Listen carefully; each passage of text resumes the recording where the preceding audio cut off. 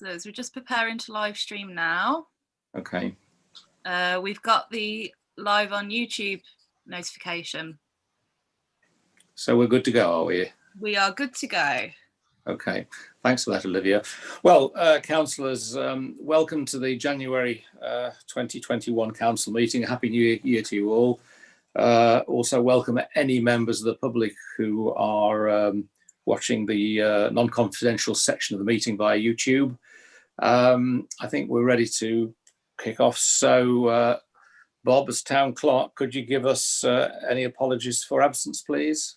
Yeah, apologies from Joe Atkins, Jean Dan, Nicola Claymore and Dawn Dwyer. Thank you for that. No declarations of interest currently. That may change as we move forward.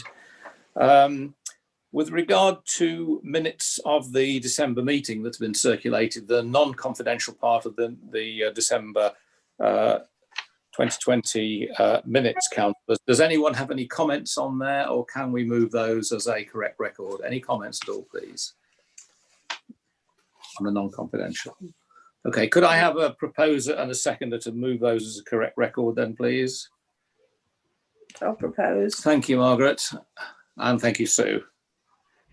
That's proposed by Margaret Holt, seconded by Sue Bree.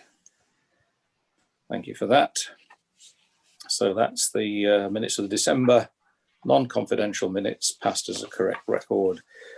Item 2, please, Bob. Any issues or any feedback on police matters, please? Yeah, the only thing to mention I wanted to mention was that I'd spoken to the PCSO, Maggie Griffiths, and she's going to see about extracting statistics for us as to any incidents that have happened in the parish, Paisley, Milo, Corbono. And if we could wait till the next meeting and see what comes of it. Okay, is she likely to attend personally in any meetings shortly, Bob, do you know, or has she not commented? Well, when I've asked her this question, there's two things. One, it depends whether she's on duty, because she's 2 weeks on and 2 weeks off, sort of thing. Yes, understood. And secondly, whether she gets called to any incidents. But I would have to say I think it's extremely doubtful. Okay, but at least you've contacted her and you're going to get the statistics. Sorry. If we get the statistics in a sort of mini report, that'll be ideal. She'll put it in a mini report. Yeah. Okay. Thank you for that. Then item 3, progress report and actions, please, Bob. Yeah, there are some results. If we go to the neighbourhood plan, I think that one might go a little bit longer due to the virus, because I need to reform the group, the neighbourhood plan group, and then kick off again with perhaps a Zoom meeting, the same as ourselves. I want to get in touch with a couple of people who said were interested, and hopefully I'll have confirmation from them that they'll join us, because we've got the skeleton of a neighbourhood plan group for the next meeting. Okay, well, we need to move forward. I say we need to move forward with that, but of course this is not necessarily a town council driven committee, is it? We need obviously to be attendees or members of that group, but it doesn't necessarily need to be driven by us. But although we've got a consultant in tow, it would be nice to make some progress, although one appreciates it's difficult in these particular times. Mm-hmm. So you're going to make contacts with the two people that you referred to, Bob, and we'll see if we can move that forward. Yep, I will.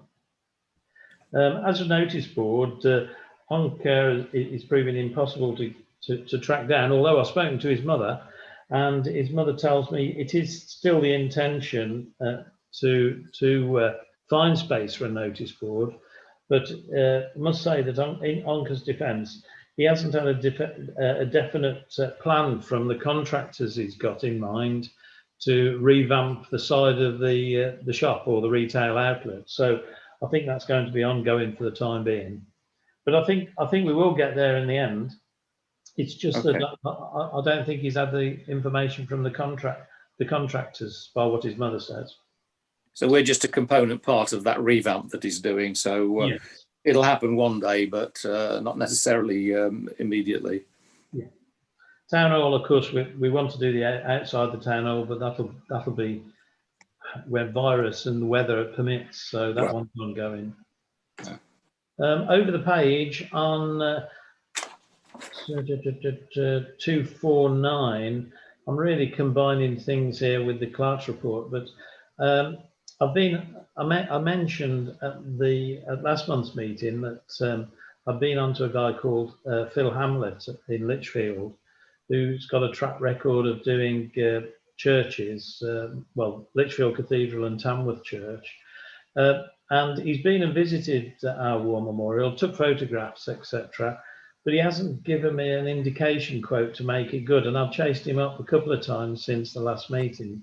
So what I did was, the town mayor and myself, we have built sort of contact with a chap called Mike Deegan regarding the funding for the town hall floor. And Mike has given me, I got onto Mike and had a good moan saying that I wasn't going anywhere.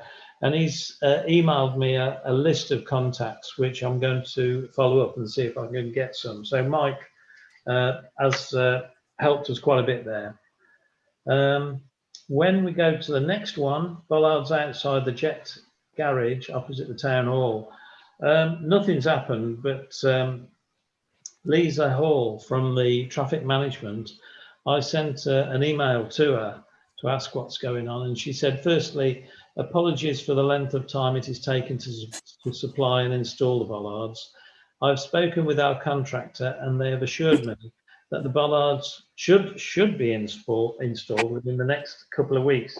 And that was at the end of last week, she said that. So we are getting nearer on that one, hopefully.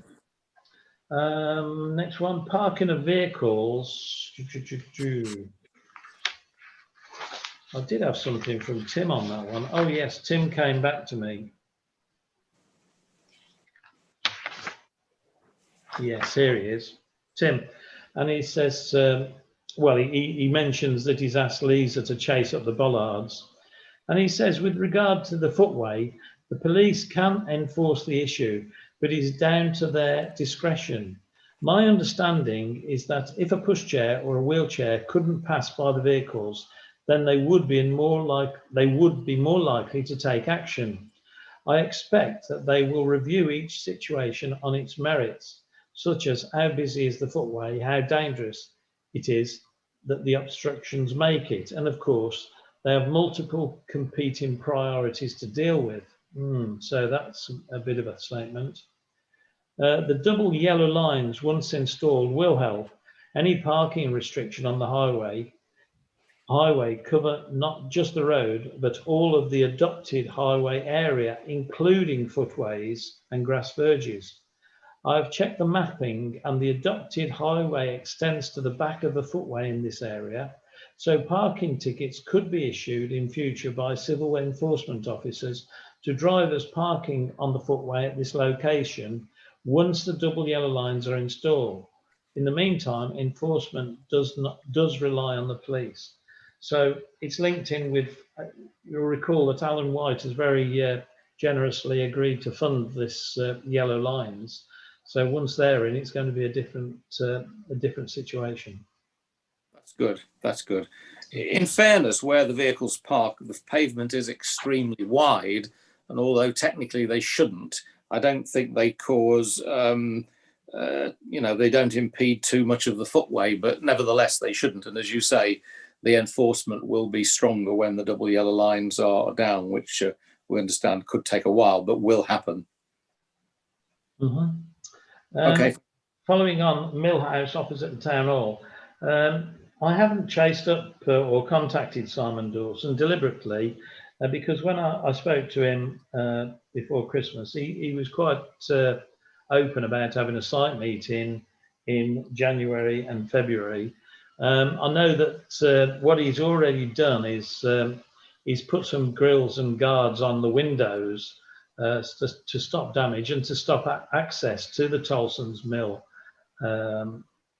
building, and he has started with the scaffolding as well. So he is doing what he said. And what my plan was, Mr. Mayor, as long as you're agreeable, is in February to arrange a site meeting with him, because things should have moved by then, and we'll have something to have a little chat to him about. Hope that's okay.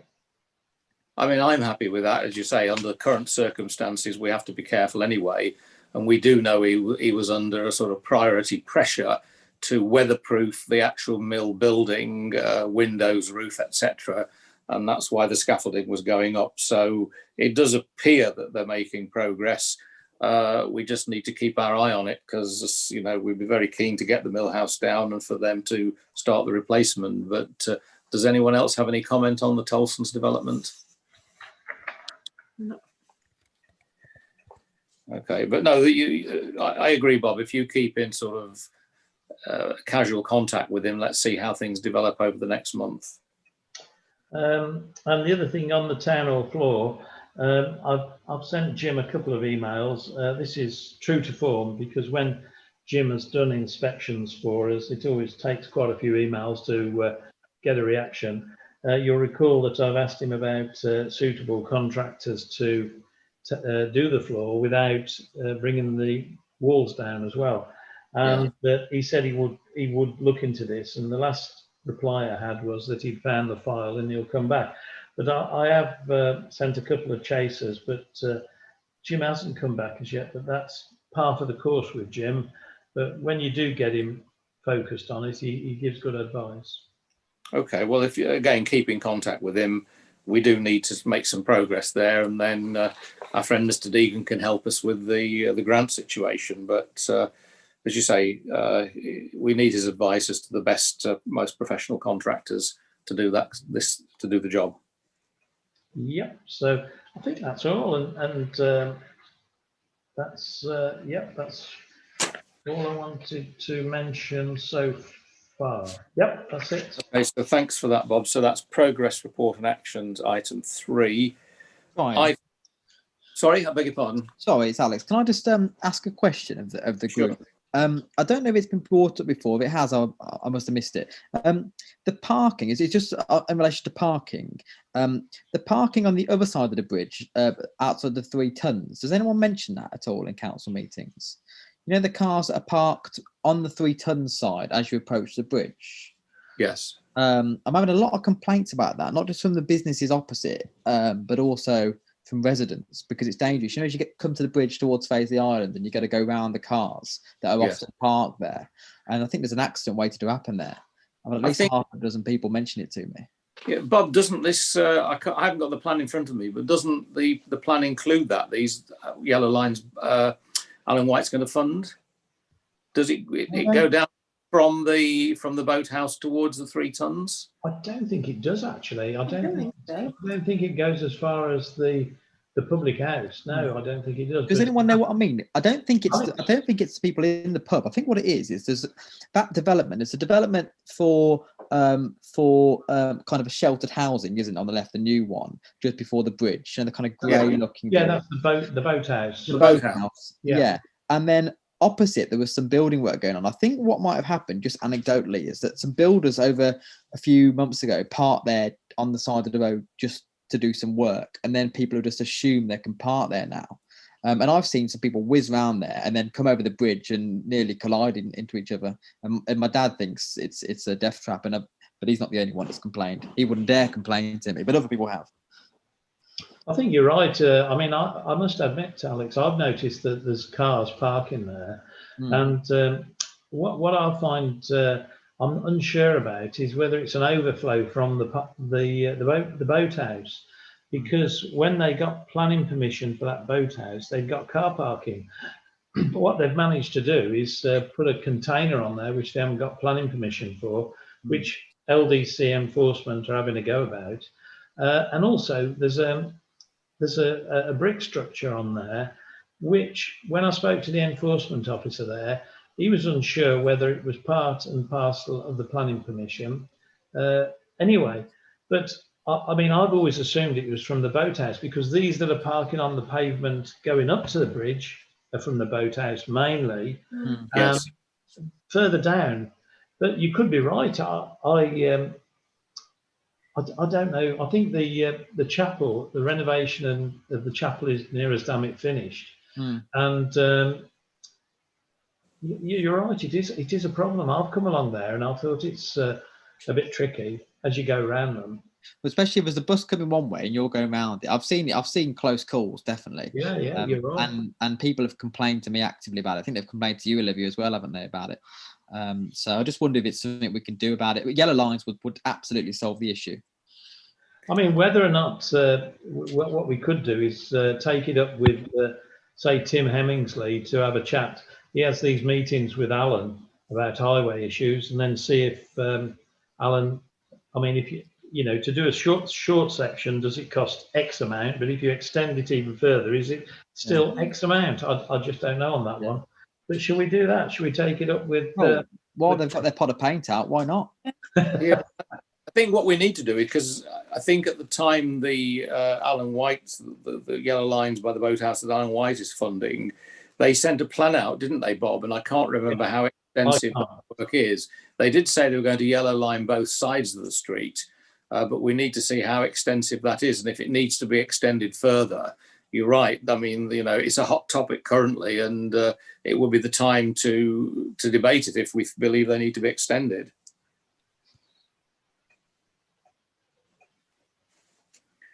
Yeah, I'll take it up with Tim first, and asking him if he'll have a put a view, because Alan will ask Tim as the highway manager for our area, and then see how it goes from there. But suggest to him that maybe it should be extended in front of those terraced houses further along by the 3 tons. Good point, Alex. Thank you. Okay, well, we've got an action on that point. Any other comments, councillors, on progress report and actions from Bob? If that's the case, we'll move on to item 4, Town Mayor's announcements. That's simple this month. There are no town mayor's announcements. It's been a quiet period over Christmas. So nothing for item 4. Item 5, Bob, any questions received for the Mayor, Deputy Mayor or Town Clerk understanding Order 11? Any questions received? No, none received. No, none at all. Okay, so we'll move on then from item 5 to item 6, the Clerk's report, please, Bob. Yeah, there's only one item to mention, and that is that with the cold weather, we've had a bit of a problem in the youth annex, in the sense that pipes have frozen up. And also, typical when you get cold weather, one of the electric heaters breaks down and has to be replaced. The town mayor agreed to get, first of all, the pipes checked, but also to get a replacement heater, which was very, wanted to keep those midwives happy that are using it. I was going to ask you, Olivia, at the community centre, have you had a problem with frozen pipes over the last couple of weeks? Or no, we haven't. You've escaped? Yeah. No, we just had it in the youth annex next door. We had the pipes completely frozen up. There was no water, nothing flowing at all. But we put an heater, a heater in there on a timer now. So that was the only thing I wanted to report, councillors. Okay, well, thank you for that then, Bob. We'll move on to item 7 then, county and district councillor reports. James, wearing your district councillor's hat, is there anything you can update us on with regard to Lichfield district over the last month, please? There's actually not much.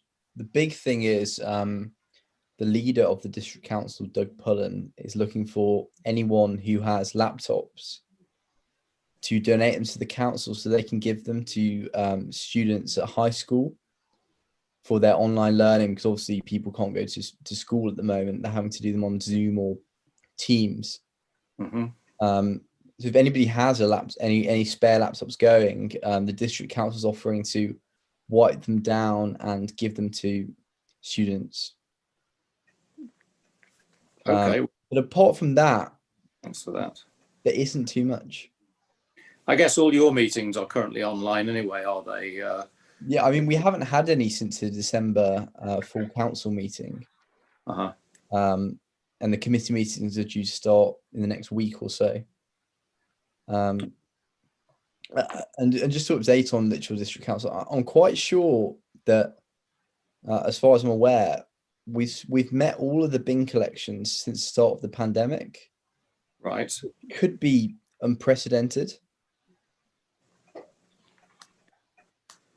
Well, certainly around here, there's no Yeah, complaints. we've had all hours. They're very good. We've had all hours Very and good. expecting one tomorrow. Okay, that's good news. From Barry's point of view, he's on the Community Housing and Health Committee as well, isn't he? But I mean, I understand you can't speak on his behalf. I mean, we're both on the Community Housing and Health Committee. Oh, beg your pardon. But again, that's not sat in the last month, is what you're saying? No. I think there's one due at the end of this month, 26th maybe. Okay. Well, that's fine. Thank you. We'll await your report on that then next month, James. So thank you for that. Bob, any other reports received at county level at all? No, nothing from county. No reports. That's a little bit of correspondence, but just no reports of such. Okay, that'll come with correspondence. Okay, well, we're after Christmas. I suppose things have been a little quiet, so we're moving through the non-confidential section quite rapidly at the moment. So that's we're on to item 8, planning. Any new plans been received this month, Bob, please? Yeah, there's only one that I picked up when I can find it. Yeah, we did put in. I did as requested by councillors last month. I did put comments in regarding the 2 bonal proposals. By the way, and recorded the interest of the town mayor B. Holt and councillor Margaret Holt, but I've had no replies or nothing back on that. As regards to planning applications, the only one is that I've picked up is it says Unit J on the Riverside Industrial Estate, Aberston Street, Paisley, change of use from industrial unit to gym and associated facilities, and it says status pending consideration. So nothing other than that. Okay, thank you for that. With regard to the Bonehill House, just for the record, I would like to, what's the terminology? Declare an interest, obviously, in that. I know there's been no movement on that this month. And obviously, so do I, declare an interest. So for the record, I think we need to state Margaret and I both declare an interest in that. From what I can see, there's been no further movement on that, other than that highways are unhappy with the initial proposal because of the restrictions on the access route, and also the there was one other department, I can't just recall, had some issues, but there's no decision been made on that as yet. So that's just an update as far as I'm concerned. But yes, we do declare an interest on that particular property with regard to the plans on that particular property. Okay, so if we've covered planning, Bob, item 9, then correspondence. Yeah, on the correspondence, councillors, you'll remember that we had an invoice for the election in 2019, May 2019. So we contacted Sarah Pierce, the elections officer there, for a comparison with the previous election, which was 2015. And they're very comparative, actually, because in 2015, the total cost was £6,411.33. And in 2019, it's £6,568.37. And Sarah has done analysis. There is a little bit of up and down between the various sections, but the overall total hasn't moved that much. In fact, it's £150. So we have received an invoice. So hopefully, councillors agreed that we could pay that at the next meeting. I mean, I had a brief look at that breakdown, Bob. I mean, I can't question the figures, but in fairness to Sarah, she did do a comparison per section or per item on those costs, and I can't really dispute that. I don't know whether, Alex, you had a chance to look at those numbers. They were just two-liners, effectively, the comparison of the previous election costs to the current ones that are being claimed. I couldn't take any particular issue with those. Did you have a chance to look at the numbers at all? Yeah, they look fine. I mean, if the election goes ahead, they look reasonable enough, I would suggest. Yeah. So if you've got that invoice, Bob, for that past activity, I guess we're in a position now to pay that. Okay, agreed to pay. Yep. Then there's some circulars coming out in the sense Lichfield District Council preserving Lichfield District's heathland habitats from Estat Epstein. We also have a email that comes every year from Michaela Plant regarding the precept requirement for 2021-22, and actually the town mayor reminded me about this. We did discuss about having a meeting later in the month, Mr. Mayor, to discuss what the precept requirement would be for next year. I had penciled in Monday the 25th of January, and I did have a word with Michaela Plant at LDC, and she said, you know, that's fine if we could let her know next day or within a couple of days of that. So is everyone agreed, or Mr. Mayor, are you agreeable with that? Can I just embellish a little bit on that? This precedent was set in previous years, councillors. I don't know if you recall, but we, as far as the town council is concerned, we publish our proposed budget for 21-22 in February in the next meeting. But the issue is, as Bob says, the Lichfield District Council need to know our precept requirements by the end of January. Now, we can't generate that out of thin air without, you know, looking at all the budget numbers, because that is a component part of our agreed budget precept. So what we need to do is, in principle, agree the budget numbers before the end of January, such that the precept can be agreed and Bob can then advise LDC of our precept requirement. And what I'd like to do, if it fits in with everyone's diary, could we have a one-off special meeting? This will not be a public meeting because it's numbers we're discussing. It'll be a private council-only meeting on the 25th of January, which is at 2 weeks today, Bob, I guess? It is, yes. Or an alternative date if that doesn't suit, where I think Alex and I, between us, will put numbers together. But Bob, when you issue your cost to date, please send that to all councillors, because all councillors are quite entitled to crunch the numbers themselves. I think Alex and I, between us, will have a proposal to put together for the 25th, but it doesn't rest exclusively on our numbers. Any councillors can put numbers together once they've received Bob's costs to date, which hopefully you can get to us within, say, the next week, Bob. Yeah. And then we will need to, in private session, agree the numbers such that we can request or forward our precept requirement to Lichfield. Our budget will then be formally discussed and agreed in open session, in the public session, in February. That's the format.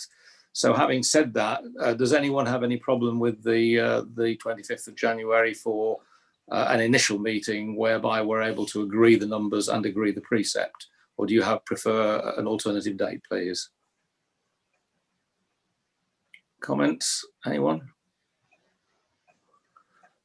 Happy with that date? Yeah, that's fine with me. Okay, well, if you can pencil that in, please. So it'll be a one-off agenda item. Let's make it 7:30 the same time, a private meeting only to discuss the numbers. And then, as I say, the budget is formally discussed in open session and approved in the February meeting.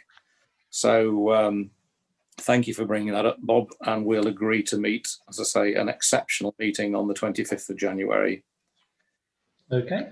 On the correspondence continuing, we've got Staffordshire County Council issue an information sheet on archives, Staffordshire archives. Also, they're very good at sending out updates regarding the coronavirus, which keeps us on the straight and narrow with the town hall. and personal safety, etc. Staffordshire Parish Councils Association put a bulletin out, and that's mainly to do with coronavirus. And also Chris, that's Chris Pincher, he's also circulated a letter. In fact, I'll read it to you. What he says is, dear Mr. Young, I hope you are well and took the opportunity to recharge your batteries over the Christmas break. Warmer batteries out, actually. I wanted to take this opportunity to provide you with the new restrictions and details of what people can and cannot do in this new lockdown that has been put in place to fight the new COVID-19 strain. As vital members of our local government community, residents will be looking to their parish councils as well as local, regional and national political bodies to answer their questions, and I wanted to make sure you had the information on hand. My team and I continue to work for the residents in Tamworth and the local villages, so if you or they need any assistance, then please do not hesitate to email me. Okay. Okay, thank you for that. I've had an email from Patricia, actually, Patricia Futrell, and this followed a telephone conversation I had with her. She rang me, and what it is that the Residents Association have got involved in various things, and she wanted to highlight these with the Town Council. And the first one is she's been partnering with Millfield School, Bromford, regarding well-being matters for local school children. And also evidently Alan White has been helping or supporting their little project there, but she wanted to let the Town Council know we were doing that. For your information also, we are engaged with the Environmental Health on a matter of possible pollution locally, which is going on at this time. Our partnership in this matter is ABC Marina, Bromford's, Tolson's and themselves. This is ongoing and can she says here, can wait for another day. The other thing is that there's quite a bit of information here, but she's, as indicated to you when she spoke to me, we are actively involved in addressing issues relating to Drayton Manor Business Park. In 2019, the developers of that site illegally fell the woodland adjacent to the waterway over 2.5 days, working day and night. We reported that matter to LDC and formed a partnership with the Marina, Tolson's, and with the active support of Lichfield District Council to secure tree preservation orders on the remainder of the trees standing. The Forestry Commission, informed by LDC, instructed a DEFRA investigation who took statements from witnesses locally as to the felling and destruction of wildlife habitat, including many protected birds and mammals. The DEFRA investigator confirmed that the woodland and its inhabitants of over 125 years, according to Peel Society records, have been illegally felled shortly before the law was to be changed, imposing more serious penalties for this criminal offence. A case has been submitted to the Crown Prosecution Service relating to this matter. As a partner and witness, we have asked for the replanting of that woodland. Separately, the matter of destruction of the habitat of protected species of mammals and birds has been passed to the police.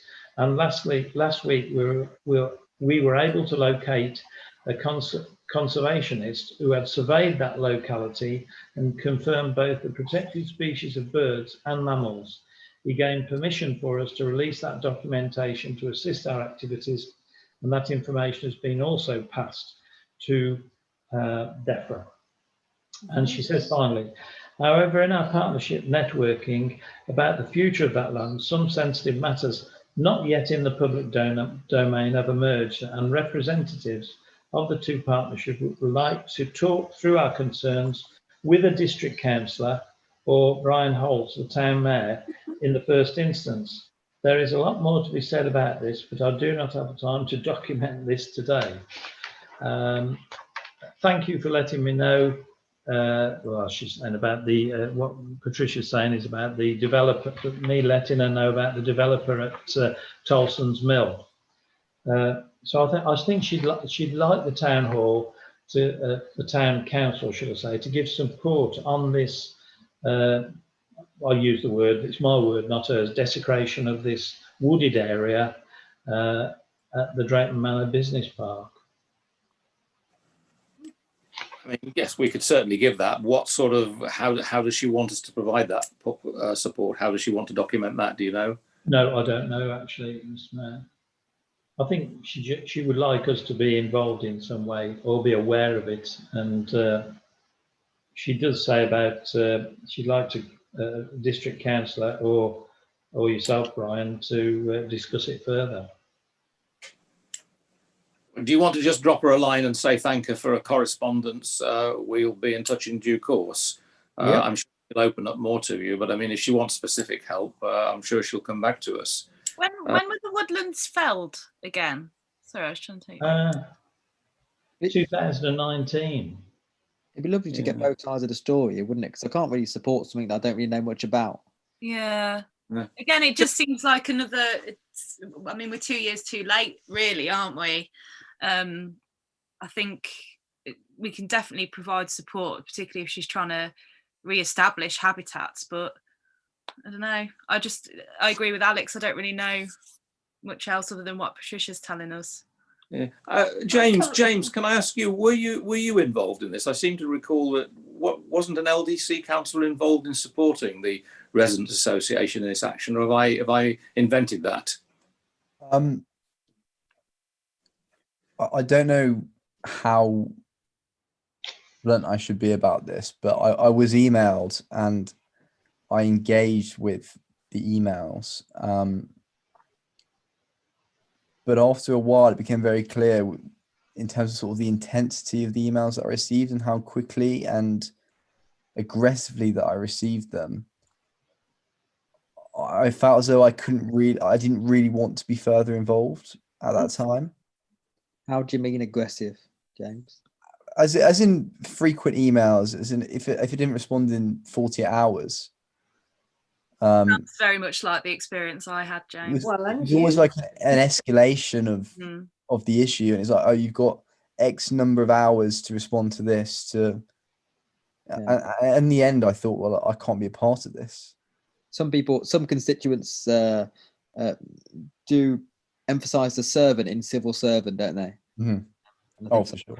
Sometimes you need to realise people take a bit longer to work things out, don't they? Yeah, so we haven't got the balanced position. We've got one of the sides, and as you say, Olivia, we need to see the balanced view on this. I mean, it sounds like a desecration. It sounds though obviously the best way forward would be to replan if that's the case. But I mean, for sure, when I read the email, I was inclined to agree with everything she said at the time. But you didn't got the impression, I'm probably wrong here, you didn't have any meeting at all, James? No, we didn't. We didn't, purely due to the sort of intensity of correspondence I received. But I'd be happy to. Okay. Well, if you could, with council's agreement, if Bob could just respond to the fact that we've received and initially discussed the request, and we'll be in touch in due course. I'm sure, Bob, you might find out some more information, but I take councillors' views that get the balanced perspective would be the right thing to do. Well, what I'd suggest is, I'll go back to Patricia. She phoned me this morning. I said, "Ooh, would you put this in writing?" And that's what she's done. Okay. But I think, Brian, you may have met Gareth Hare from Lichfield District Council. Yeah. Yes. Do you know Gareth Hare? He's the tree officer at Lichfield District Council, and Patricia put an awful lot of information there. Might pay if I check with Gareth as to how he sees this evolving and what his view is, because trees are his forte, and then we'll have a look at that and see what Gareth says. And historically, I know they do take things very seriously and have made their positions strongly felt and stopped some issues of removal of certain trees in the past. So they are, I think, a force to be reckoned with. So that's a good idea, Bob, with council's approval. If you contact Gareth Hare and get his perspective, and then we can go back to Patricia. Well, I presume just to sum up there, Bob. I presume there's nothing we can do about the trees that are now gone, but she wants us to protect the ones going forward. Is that right? I think so, yes, and I think, well, the first, I think Patricia wants them to be brought to book if possible for just taking the. I only know in detail what she's written there, but she's mentioned that they took the trees out before the law was about to change about penalties, and I think she wants them to be taken to book for this sort of vandalism as she sees it. I must admit, I agree. It is sort of a type of vandalism to take the trees out, but also going forward, replanting replacements to form this habitat for the wildlife in the area.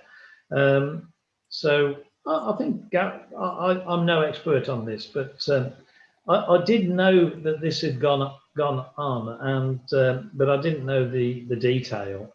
But I'm no expert on trees, whereas Gareth Hare at LDC would know that subject and see what he thinks about this going forward. You know, Margaret just wanted to make a point. Can I just ask, where actually is this woodland? What area are we talking about? Where actually is it?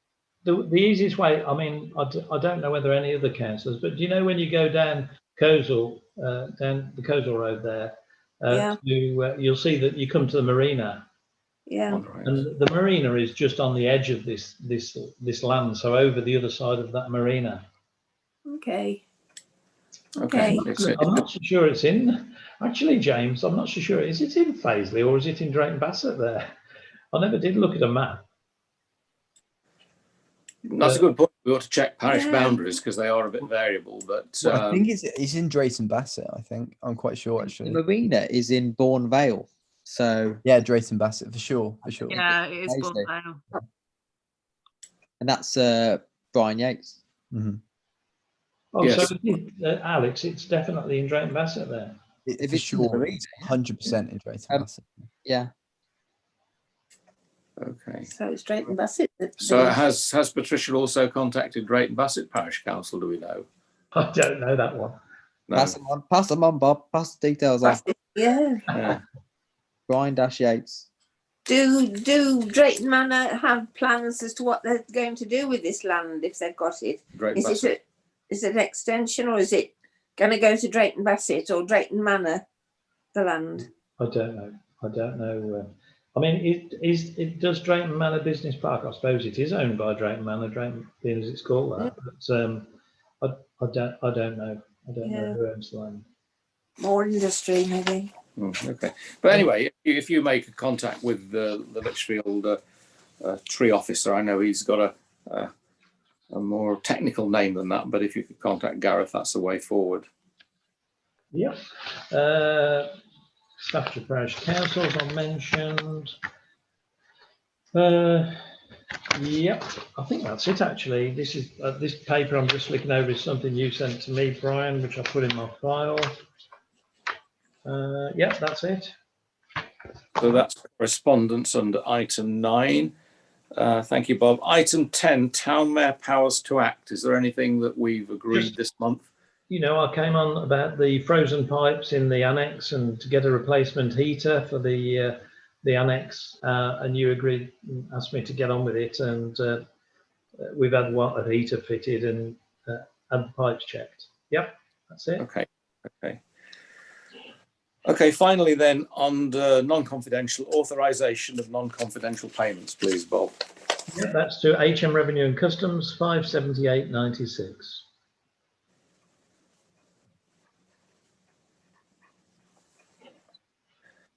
That's it.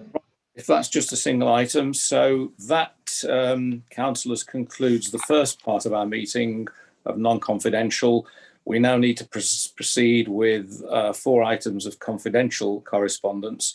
So I would like to thank any members of the public who've been listening in this evening. Thank you for your attendance, and hopefully you'll be able to contact us again in the February meeting. But I do ask Olivia now if you can disconnect the